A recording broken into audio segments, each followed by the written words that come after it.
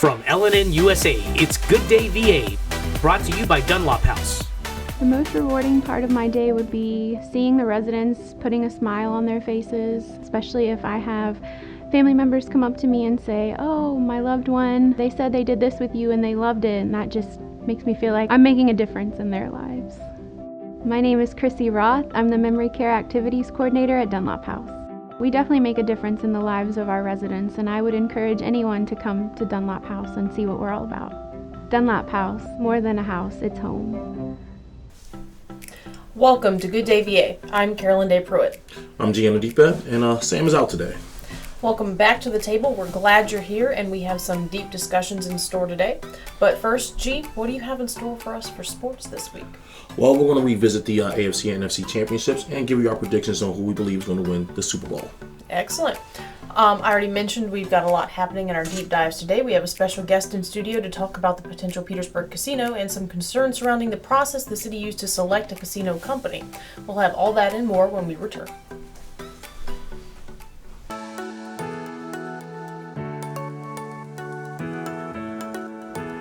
Yes, you can still get haircuts, colors, highlights, waxing services, everything that's going to make you look great right here at the Apothic Company.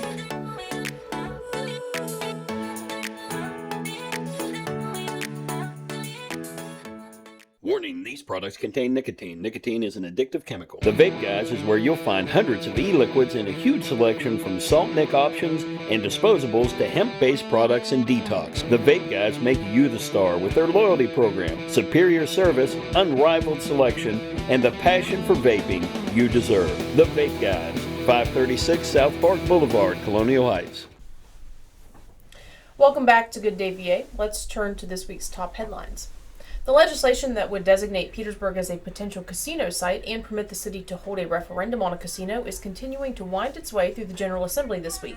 On Tuesday, January 31st, HB 1373, the House bill carried by Delegate Kim Taylor, was passed in a 5-2 vote out of General Laws Subcommittee, with the recommendation that it be referred to the Appropriations Committee. On the same day, the full General Laws Committee did pass the bill 12-6 to the Committee on Appropriations, where it will be heard again. A similar path is being laid for the legislation's companion bill in the Virginia Senate. SB 780 is carried by Senator Joe Morrissey, and on Wednesday, February 1st, a substitute version of the bill was referred to that chamber's Finance and Appropriations Committee with an 11-4 vote by the General Laws and Technology Committee. If passed by both chambers' appropriations committees, those bills are likely headed to the Senate and House floors to be voted on by the entirety of each chamber. In late 2022, Governor Glenn Youngkin established the Petersburg Founders Fund, a development grant program designed to aid business growth in Petersburg. The deadline for grant applications to be submitted ended this past Tuesday, January 31st. The Virginia Innovation Partnership Corporation, which was tasked with overseeing the grant process, said that they received nearly 250 applications and have enough funding to award between 20 and 25 grants. The VIPC said that the highly competitive program is not a first-come, first-served process, and that all the grant applications received by the deadline are now under review. The corporation did confirm that an announcement of the grant recipients is planned for March of this year. Police have arrested a suspect in the fatal hit-and-run that occurred on South Crater Road in early January. On Tuesday, January 10th, Prince George Police responded to the 21,000 block of South Crater Road where 59-year-old Tiff Pescatello of Richmond was found deceased on the side of the roadway. On Wednesday, February 1st, PGPD arrested 61-year-old Eric Alonzo Grant of Petersburg as a suspect in the incident. Grant is currently charged with felony hit-and-run and driving on a revoked license. Prince George Police are continuing to investigate the incident. This spring, the City of Colonial Heights is offering a series of workshops geared towards parents. The city's Office on Youth and Human Services is hosting Active Parenting Workshops, a program designed for parents or guardians of children from early childhood to late teens who want to improve their parenting skills. The workshops will be held at the Colonial Heights Community Center and cost just $2 per session. The dates of those sessions are March 6th, 13th, and 20th, and April 3rd, 10th, and 17th. The workshops will run from 5:30 to 7:30 p.m., and you can reserve your spot by calling the number on your screen. If you know a savvy entrepreneur, business person, or community leader making waves in their field before turning 40, they could be recognized as a Next Gen Leader. Nominations are now open for the 2023 Next Gen Leaders 40 Under 40, running from February 1st through the 15th. Voting will be open to the public on March 1st, and a live event to announce this year's 40 Under 40 will be held on April 6th.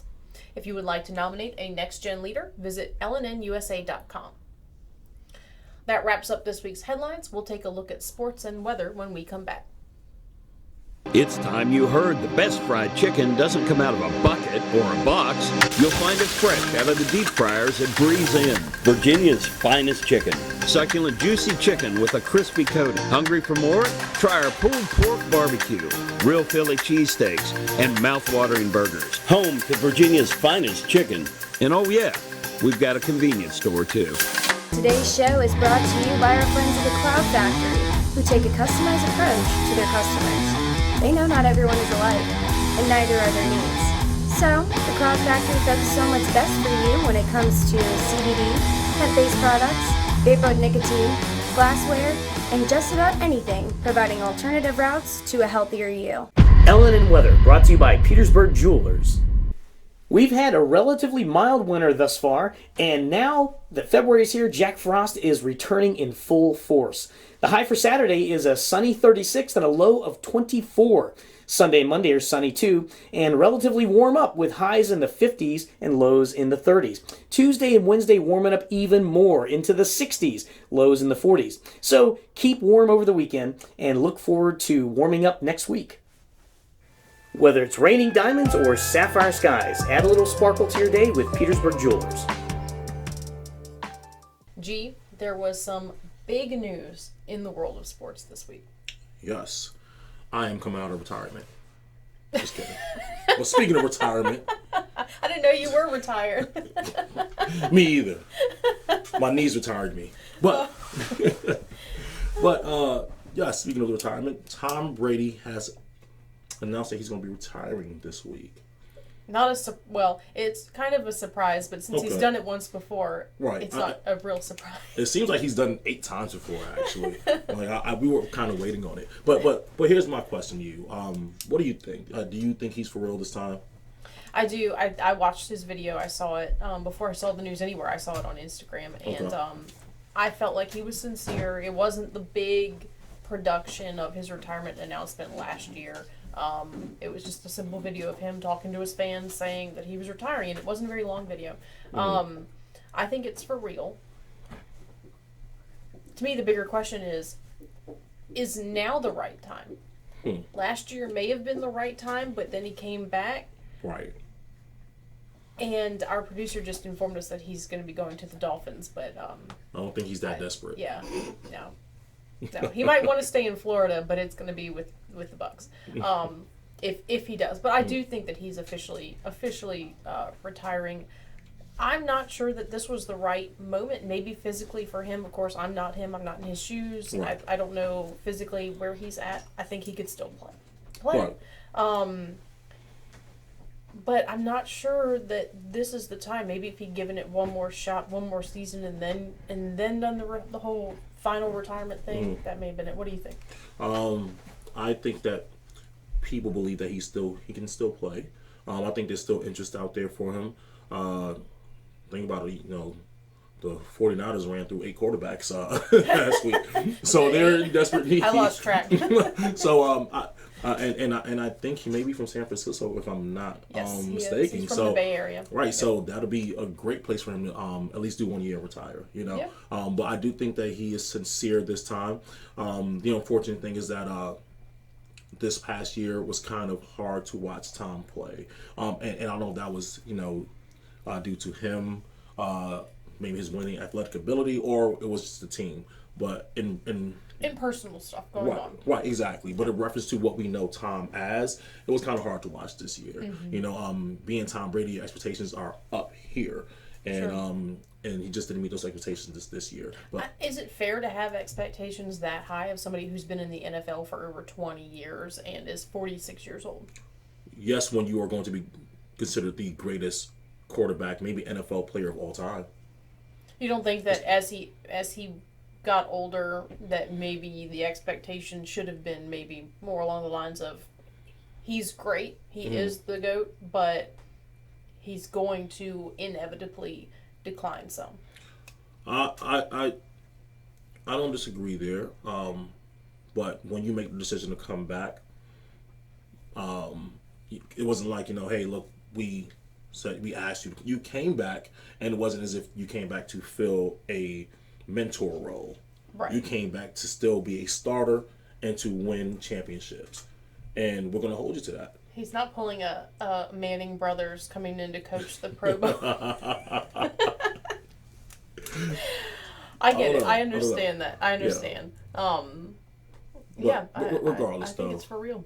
I do agree with you. I do things for real this time. But even though he wasn't what he used to be, I still don't think that changes anyone's opinion of him. He is still, again, the greatest quarterback of all time. Absolutely. You know, so congratulations on such a great career. Yes. And we hope you don't come back. No, I'm just kidding. You won't come back.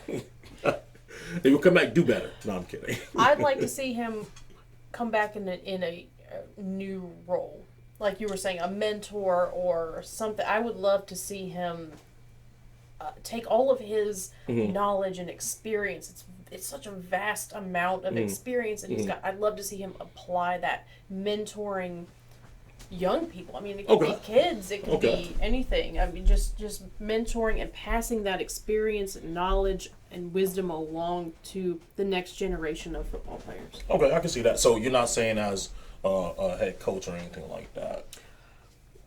Do you think he's got what it takes to be a head coach? I don't know. I think if he comes back as a head coach, those expectations are going to be even higher than him as a football player. Yeah. I would steer away from that. I think that he would be better suited. I'm not saying that he couldn't be a head coach or even he wouldn't. I don't think he'd settle for being just an offensive coach. Right. But I think that he has a lot more to offer in other arenas. There are a lot of people out there who can be good head coaches. I don't disagree. And I think he's got more to offer. Not to diminish them, but right. Maybe a quarterback specialist, like a quarterback development coach or something like that. Maybe even own his own business or company doing that. Well, he already owns at least one company. He owns an apparel company, so it's not like he's retiring to just sit on his couch for the rest of his life. Well, I'm referring to at least teaching the mechanics of the quarterback position. Or even a nonprofit that goes in and helps young kids to develop. I think that in terms of community work, he could really dig in there. So. Cool. Well, again, congratulations on a great career, and we wish you luck in what you decide to do in the future, whether it's something on nonprofit, sit on your couch, or come back and play another year. Either way. Now, I did hear somebody mention in passing, and I did not look it up, that he might be have some sort of agreement with Fox. I'm not aware of that. We need to do some research and some digging on that. Yeah, let's research that and find out. We'll have Tom Brady's not going anywhere. No, he's People not. are still going to talk about him. They will talk about him forever. For years to come. So, all right. Those are big shoes to fill. Yeah. But speaking of big shoes to fill, let's talk about a quarterback who may be great one day. Let's talk about who do you think I'm talking about? I think you're talking about Patrick Mahomes. Yes. Patrick Mahomes. What do you think about the Bengals-Chiefs game? It was a disappointing end, obviously, for the Bengals season. Actually, I was at the grocery store and I ran into somebody earlier that day, wearing a Mahomes jersey. And I asked him, I said, do you think you're going to win? He was like, I hope so, but, they've beat us the past three times that we played them. And I was like, yeah, I get it. I wished him the best of luck, even though I was rooting for the Bengals. Right. So, of course, I was disappointed on a personal level. But the Bengals, they did not play at the same level that we saw the weekend before against the Bills. Okay, so they could not get it together. So do you think that the Bengals lost the game versus the Chiefs actually winning the game?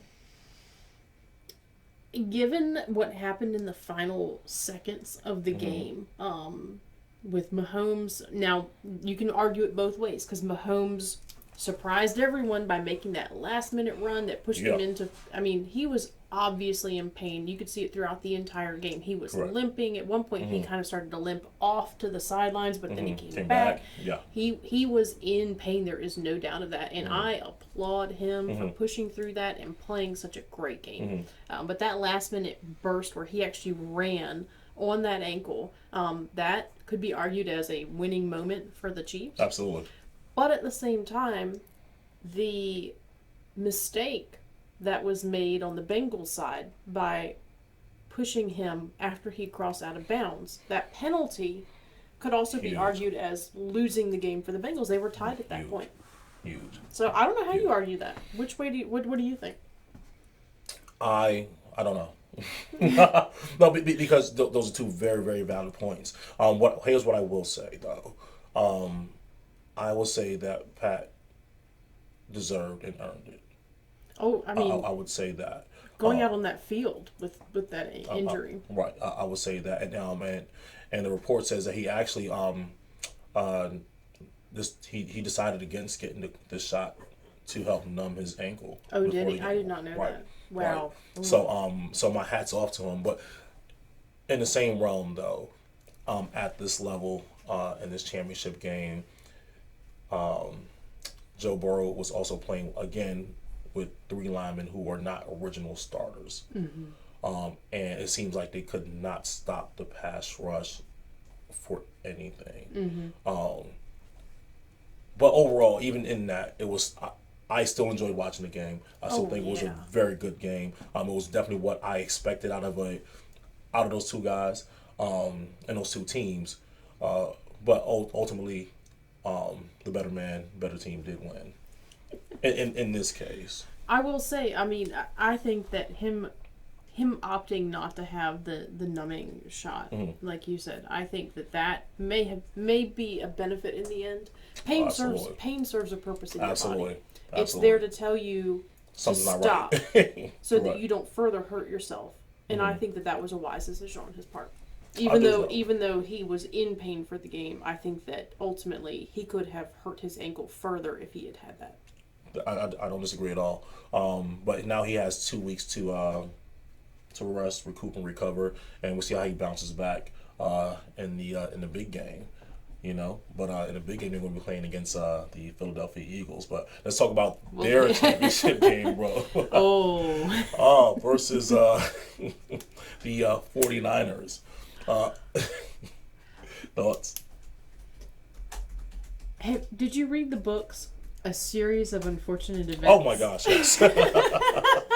That was the 49ers experience on Sunday. Unfolding. Oh my gosh. Somebody heard one of the commentators said that they were playing on a burial grounds. Like they were cursed. They were cursed that day. It seemed like that. So, third string quarterback Brock Purdy, who is a rookie who has been winning every game he's played so far.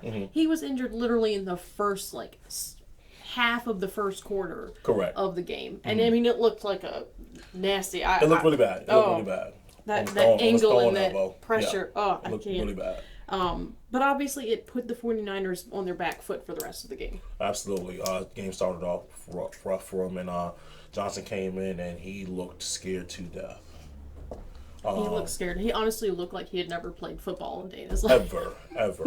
And I don't want to talk bad or down on him. He's an NFL player, but he didn't look like one that day. He's an NFL player who has played on 13 different teams in 10 years. And we see why. So, I mean, I don't want to bash on him too much, but I expect a little bit more. And, maybe all the focus had been on Purdy, and they were putting all of their energy and everything into planning for him playing. Right. And maybe he didn't get the attention he needed just in case. I don't think any team will make that mistake moving forward. I don't disagree, but I'm not going to put that on the team. Right? Yeah. When you're the next man up, when your number's called, you always talk to be ready and be prepared. Right. And I guess maybe for him the stage was just too big. That's a lot of pressure. I mean, at one point he fumbled on the snap. Right, and it hit him right in the hands. Right. I mean, yeah. But ultimately, I don't think the outcome would have been much different. I think that, again, the Eagles are a much better team than the 49ers. Would it have been as ugly? Maybe, maybe not. Oh, no. There's no doubt it would not have been as ugly. Somebody said that it wouldn't have made any difference in the game if Purdy had stayed in, and I beg to differ. I'm sorry, but it would not have been the 31-7 stomping that it was. Well, I'll say this. It looked like the second half, the Eagles did take their foot off the gas. Mm-hmm. Maybe they didn't feel the need to at that point. Right. They're beating themselves at this point, And at one point, I mean, we're talking eventually Johnson, when I think he was injured in the game. Yeah. Eventually he went out. Correct. And Purdy came back in at one point, but also running back Christian McCaffrey played quarterback for a while. I mean, when you're sitting there and you're thinking to yourself, well, what happens when they run out of quarterbacks? That's when you know that the game is cursed. It's out of control. Maybe we'll get Craig in there to play. Who knows? He'll only play for the Dolphins. All right, so Purdy is confirmed to have torn the UCL in his right elbow, and he will be out for about 6 months. It may be a blessing for them that they are not going to the Super Bowl with a fourth-string quarterback. It may save them a lot of embarrassment in the long run. I don't know that I'd watch that Super Bowl. It probably wouldn't be very interesting to watch. But speaking of the Super Bowl, we have the Eagles and we have the Chiefs. Chefs. Sam is not here to say that it's the chefs. So we're going to call them by their actual names, the Chiefs. Who you got and why? All right. Who will win? The Eagles. I think the Eagles are looking good for the win, especially with Mahomes still recovering from his injury. Right. But if anything was learned from Sunday's game, never underestimate the determination of Patrick Mahomes. Clearly. I mean, both teams are hungry for the win, but he really pushed through obvious physical pain against a great team in order to get the Chiefs to Arizona. Right. And he may will into existence a win for Kansas City. Okay. All right. So, I mean, the Eagles' defense is good. I think that they may be up to the task of holding back Mahomes. This is a hard one for me to call. I'm going to say... I'll go out on a limb and say the Chiefs. I'm going to be rooting for them anyway. Okay. All right, cool. I'll take that. It is a hard one for me as well. I mean, it's a neutral stadium. So that I don't know if that plays a factor. I mean, who has more fans come, you know? Right. The Chiefs are closer, but it's not like they're right next door. It's not like last year where the Rams played at home. This is true, right. But the Philadelphia fans are also crazy. I'm pretty sure some people are walking from Philadelphia right now to Arizona to make this game. Hitchhiking along. Correct. The Chiefs have a great offensive line. The Eagles have a great defensive line. If quarterback to quarterback, Pat Mahomes is obviously... I don't want to say obviously, but he's definitely a much better and much skilled quarterback than Jalen Hurts. But Jalen Hurts is a phenomenal leader. I think maybe Mahomes has more of the mind for the game a little bit in that sense of quarterbacking, whereas I see Hurts as a much more physical person, quarterback. Okay. I don't know. This is going to be interesting. So I think in terms of physical talent, I think that Pat Mahomes is better. I just think that Jalen Hurts is a winner. So because you're going with the Chiefs, I'm just going to go with Jalen Hurts. Someone has to win and someone has to lose. Somebody has to win. Somebody has to lose. All right, so we got a note here. So Tom Brady has pending a $375 million contract as an NFL game analyst with Fox, according to the New York Post. That would definitely cover the divorce bill. Oh. Ouch. Take it, Tom Brady. That's something else that people are saying, a lot of people inside were saying that he was either going to retire or he was going to stay with the Buccaneers. You think about it, his kids are now in Florida. Mm-hmm. So he's not, now that he's sharing custody of his kids, he's not going to want to move all the way across the country. But he's also not going to play for the Dolphins. So, there's that. Well, again, whatever he decides to do, we wish him luck. And hope he does well. Absolutely. All right, when we return, we'll be joined here in studio by local community activist Barb Rudolph to discuss a potential Petersburg casino. We'll be right back. Hi, I'm Dr. Sandy Elvon. And I'm Dr. Adam Elwar. We're chiropractors and we love what we do. We change lives on a regular basis. We go from pain relief all the way to wellness. We work with the cause of the problem, we help solve the problem, and put your life on a whole different path. If you're concerned about your health in any way, or you just want to be healthier all the way around, come see us, Chester Family Chiropractic Center. So here at Titan Auto and Tire, we're a full care automotive repair center, full maintenance items anywhere from an oil change, state inspection, and also full engine replacement. Titan Auto is different because of our customer service mainly. I mean, we have some of the best trained and qualified techs in the area. Our three main focuses are customer safety, customer service, and community. Knowing that you're going to put them first and it's not about the dollar. Welcome back to the show.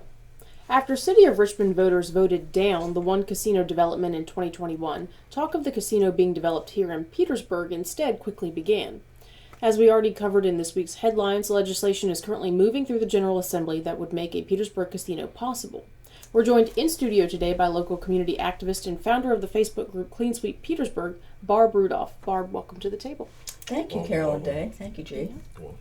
All right, so the casino legislation is moving along. This week it's made some advances, being shuffled a little bit from committee to committee. Give us a quick synopsis of where Petersburg stands with the casino so far, how this process has come about for those who aren't aware, and what the next steps are. As you said, it's moving through the General Assembly, and of course this is a 45-day session, so things are moving much faster than last year, and it's been referred out of the committee, the General Rules Committees in both houses, both the House and the Senate, and moved into the so-called money committees, which is House Appropriations and Senate Finance. And those committees it does not have a fiscal impact according to what's been published, but they still it still is referred to them for their interest because they're mentioned. So I'm not sure if, I'm getting technical now. I'm not sure if that will result in any kind of budget language that's in the Money Committee's proposals, which will come out this coming Sunday. Okay. So for budget people like myself, that's a big day, the General Assembly. Budget day.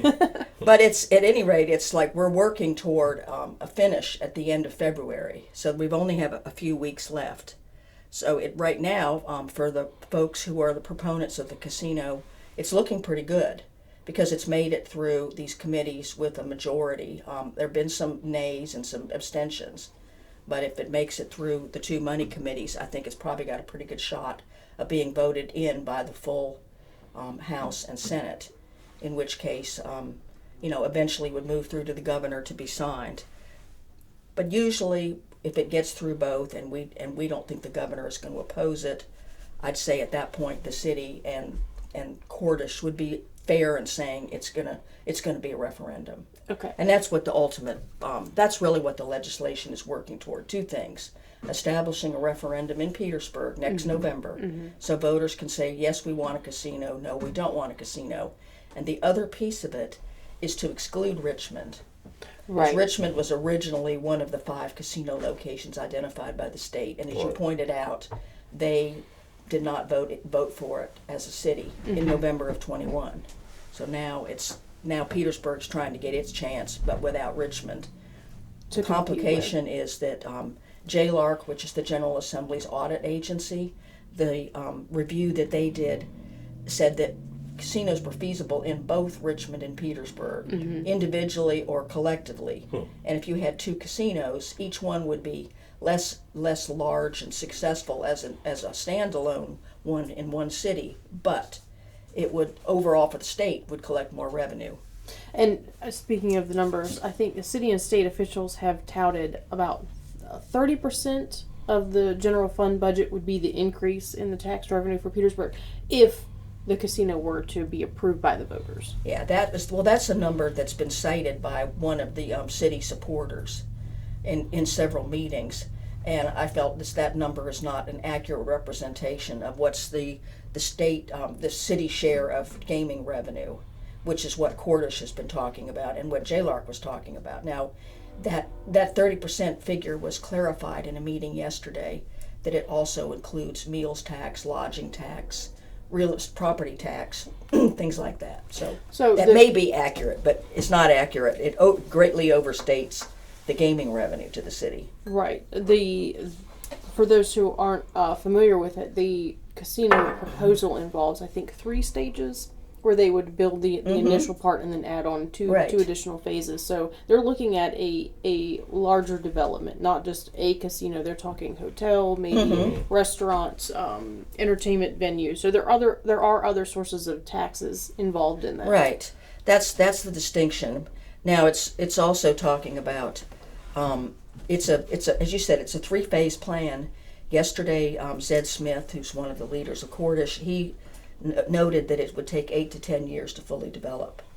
That was at a General Assembly meeting. 8 to 10 years to fully develop the casino. The whole complex. The first stage is the casino, the hotel, and the parking deck, and that's what they would try to build immediately.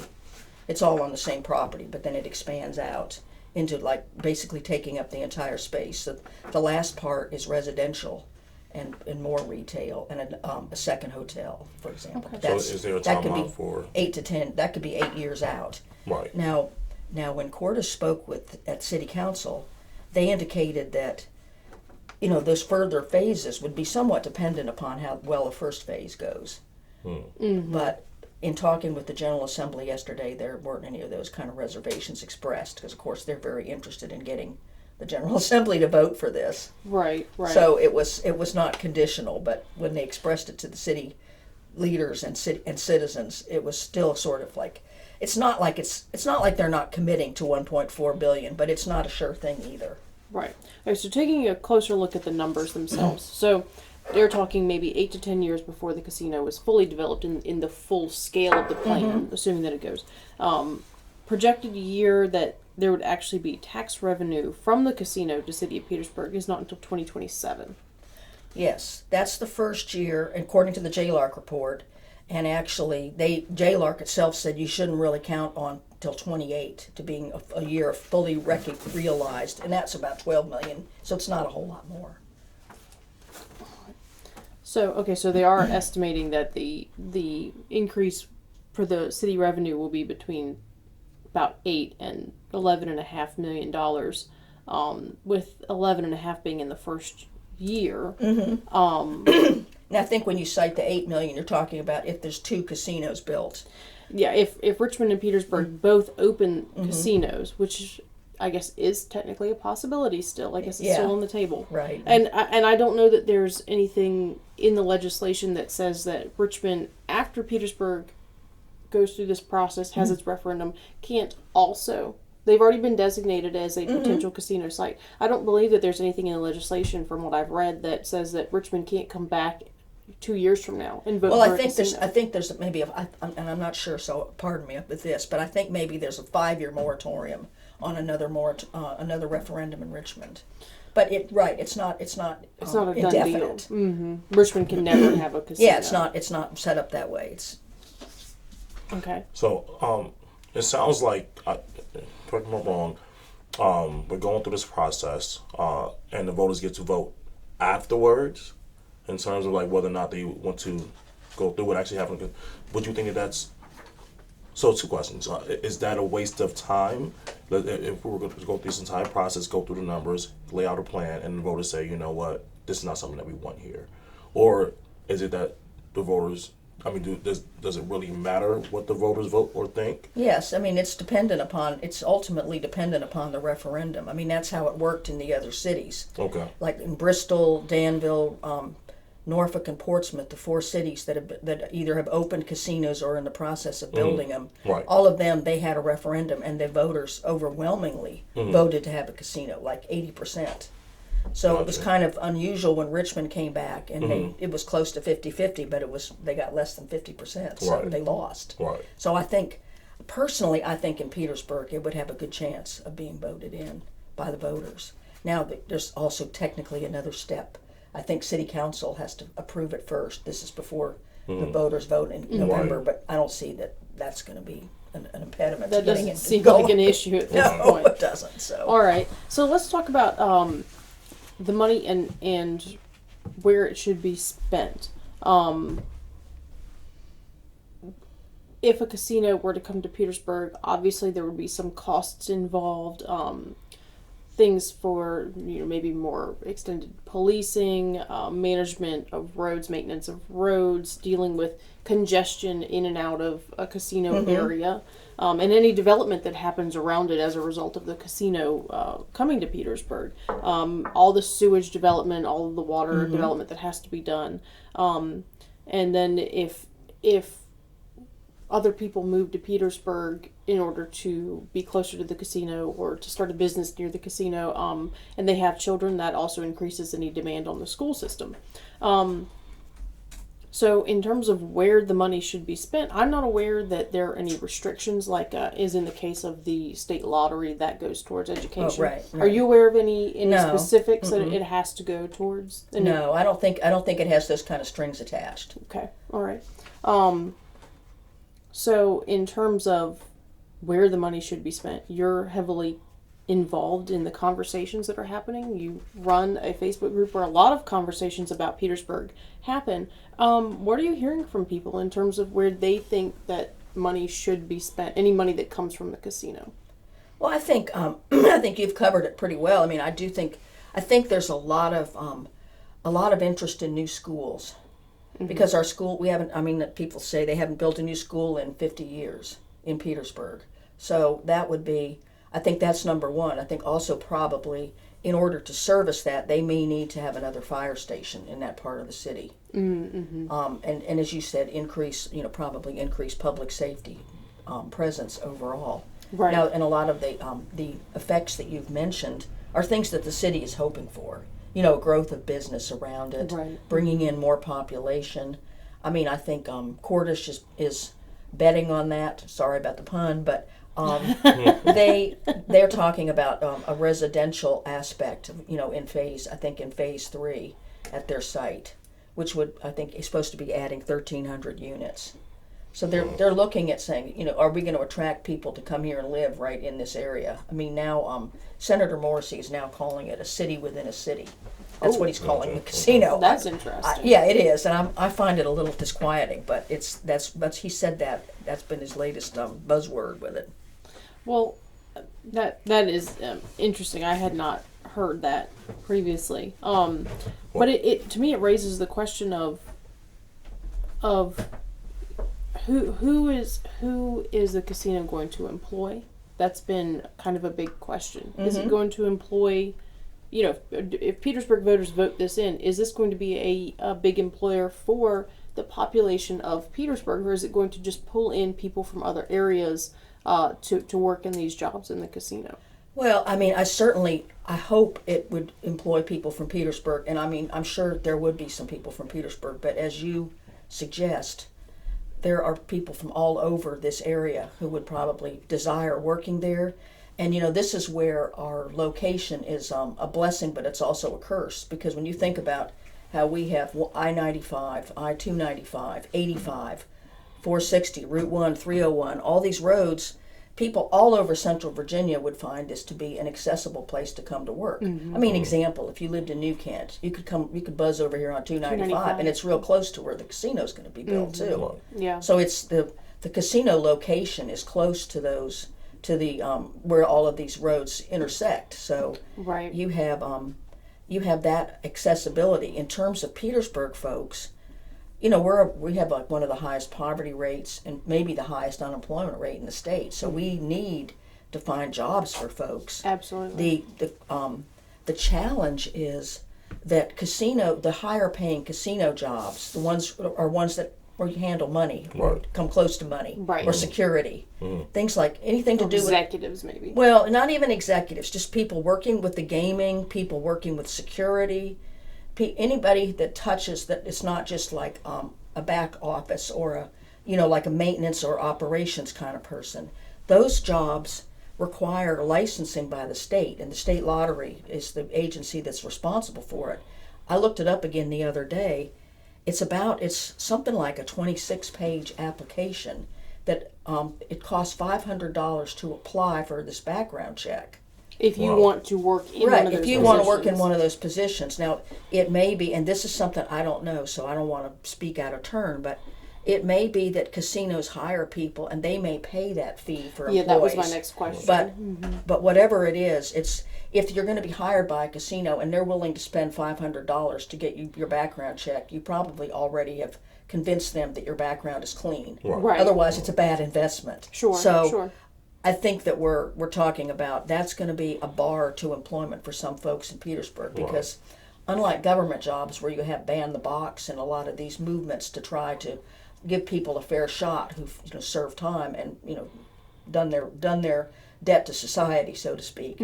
I don't think the casinos can necessarily afford to be that forgiving. I mean, not in the business they're in, because if they have any kind of irregularities, they can be shut down by the state. So they're not a charitable organization in terms of saying, oh, so and so, we know you've had you made some mistakes in your life, but we're going to help rehabilitate you by giving you a job as a dealer at the casino. Right. I don't know. I have a hard time thinking that's going to happen. So some folks will make the cut, but it's a process that involves a lot of like a whole lot of checking and a whole lot of like looking under the covers of every aspect of your life. Sure. I think you had a question. Right. Just want to take it back just a little bit. Some of the things that you mentioned earlier, is this not a concern for people in terms of congestion, traffic? You talked about policing, right? That may mean higher crime rates, right? Is this not an issue for? Let's think about the type of people that the casino may be attracting, right? I mean, what does this mean for the residents of Petersburg? What does that mean for property value? Is this a concern? Are people talking about this on Facebook? Yeah, they are. I mean, it's interesting. It's a good question because I know at least in the past there's been differing points of view about property values. Some, looking at other places where casinos have been built, folks have said that some folks say the property values have gone up. Some folks say they've gone down. So I don't know. I don't think there's a one single answer for that. Now, the other question about security is also something that people talk about a lot. I think that Cordish would be, that would be a big part of their plan would be security on site. So I believe that would be well covered by the casino operator. And I'm sure they would work very cooperatively with the city. Now, we know that right now the city today has a problem with staffing up to the number of police and fire people needed. So we already have challenges without this additional operation here, which is going to attract a lot more people and a lot more activity. But I think that this is my personal thought.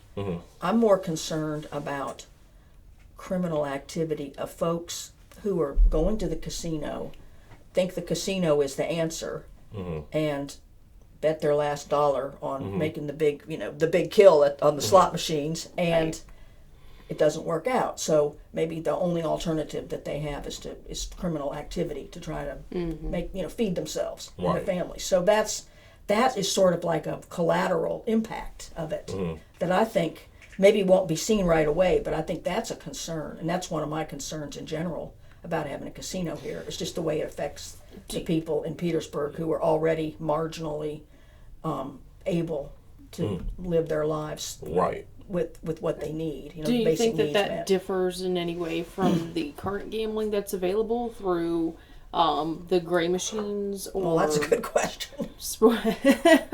Or maybe sports betting. I mean, Right, I was looking at the gaming parlors in the Crater Road area just the other day, and it's like huge. It is. It seems to be expanding. I mean, just the ones that I know about, and I'm not in the know really, but there are quite a few of them. And of course, sports betting, the casino would feature that too. But yeah, I do think that a culture of gambling and enjoying gambling is ingrained in Petersburg. So there's to me, there's no way to say that there's not a local demand.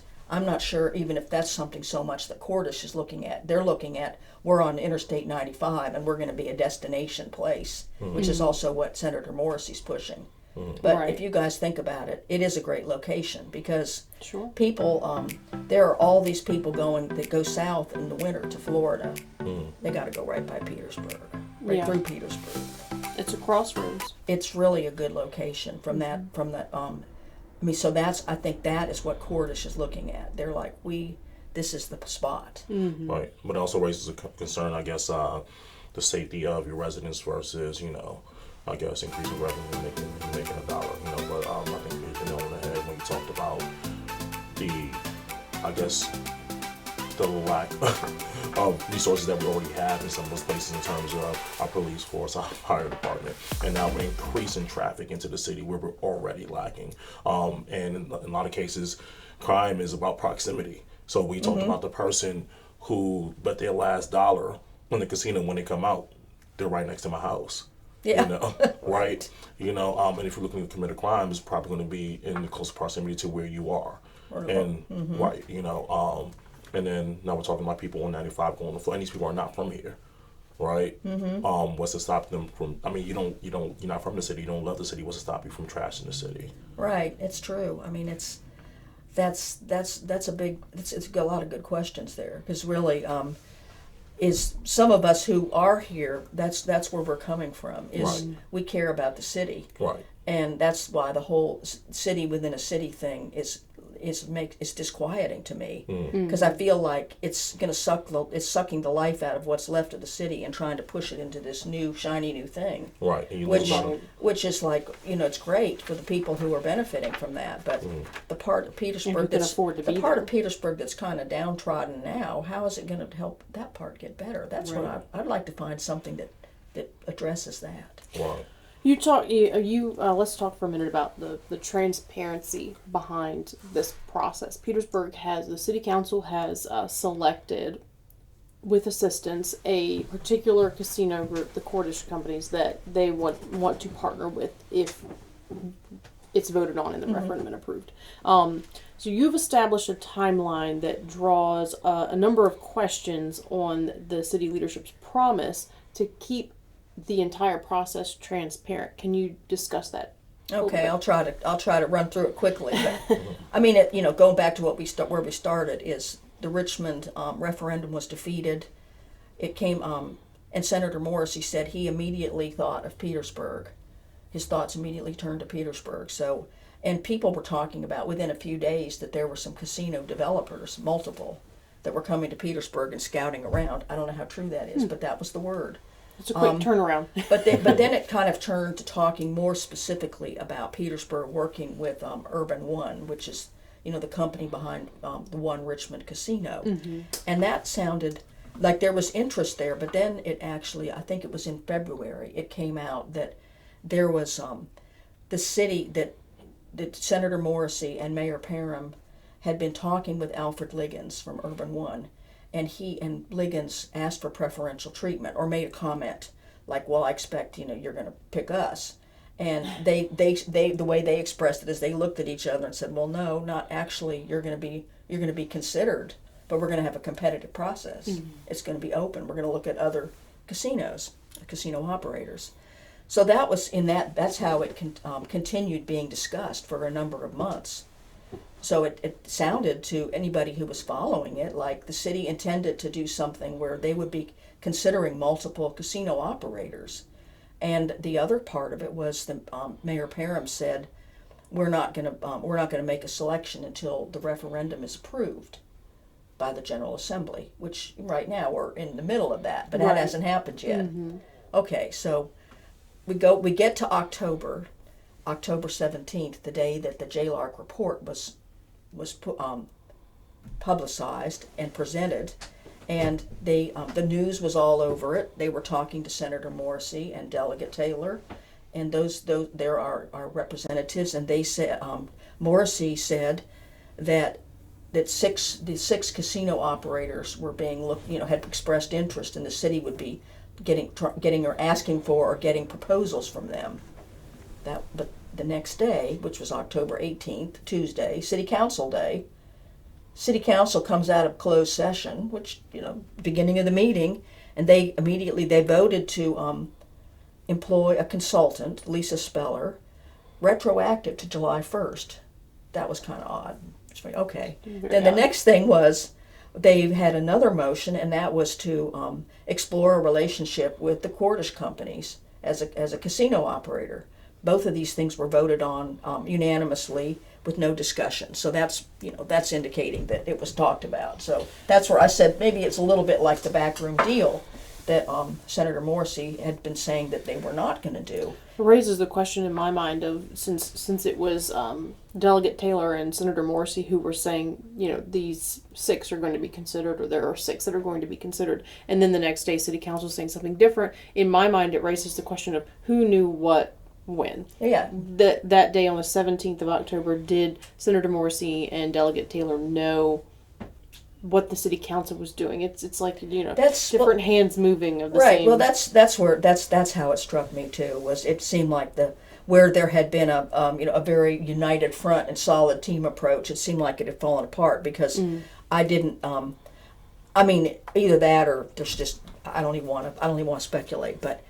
If I take at face value what Senator Morrissey said, and it sounded, I hope they weren't just saying that to sound good, and then they knew they were going to pick a single, land on an operator the next day, because it just sounded so. It was such a strange about face, right? And even though the way that the council worded their motion was something about exploring, it wasn't like we've contracted with them. But in a few hours that night, October 18th, the court has put out a press release, which, a press release doesn't just spring forth in a couple of hours. It was very nice, vetted. And that was very definitive that from the courtish perspective, we're working for Petersburg. We're going to work, we're coming together. We're going to do this casino thing. So it was just really surprising because there was not all of the transparency and discussion none of that happened, and nobody outside of, I guess, City Council knew who Lisa Speller was or what she was doing. Now she came back about a week later to another council meeting or a special meeting with Cordish, and she said she told council that she visited something like 5 states and 6 or 7 casinos. So and I believe that. I don't have any reason to doubt that, but that's all we've ever heard about the process was that this consultant went to different places and then came back and apparently recommended to City Council that they pick Cordish, and that's what they did. So we're at the point where the Richmond Times-Dispatch reporter was interested in the process and asked questions, and the city wasn't able to produce any written documentation of how the choice was made. Wow. And they kept saying, ask consultant Speller. Apparently she was not forthcoming or available, and since then she's left the employ of the city, at her own free will. So there's something, there's not right now, there's not really a paper trail of how it happened. So do you think that lack of transparency and lack of clarity surrounding the process will impact the way, if the referendum takes place, do you think it will impact people's vote for or against the casino? I think it'll just be at that point kind of background noise. I think it might just be a big part of a bigger concern for those folks, for citizens who are concerned about can the city affect city leadership who we have now, can they effectively manage this? The additional complexity of having a casino come here, all the things we talked about, like all of this, the congestion, the public safety, changes in population, things like that. Are they, because there seems to be challenges, to put it nicely, in dealing with the current problems that the city has. Are they going to be able to deal with something while it's a positive in terms of a revenue producer and development, but it's just there's a lot of moving parts to it. So that's questionable. So I think that the transparency piece is just part of a pattern on the part of the city where we haven't seen very much transparency, and it feels to me, as somebody who watches it, again, everybody has different perspectives, but I feel like it's less transparent now than it was a few years ago. Well, I guess we will all have to wait and see what happens both in the General Assembly and if a referendum is allowed, what takes place, how people vote.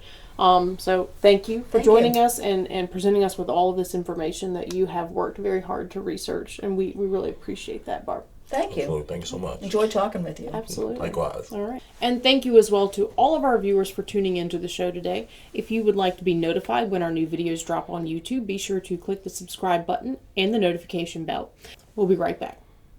There's no place like home. That's why BSV created a simple online process where you can easily get pre-qualified for a home loan without entering a branch. Visit bsvnet.com and see how much you qualify for. Be a homebody with no sweat mortgages from BSV. Well, that brings us to the end of this week's show. Thank you to our audience for joining us today. Don't forget to subscribe to our channel on YouTube and follow LNN USA on Facebook, Instagram, and Twitter. You can also find us at lnnusa.com. And a big thank you to all of our sponsors, especially Dunlop House, for making the show possible. We'll see you next Friday, and in the meantime, have a good day, VA.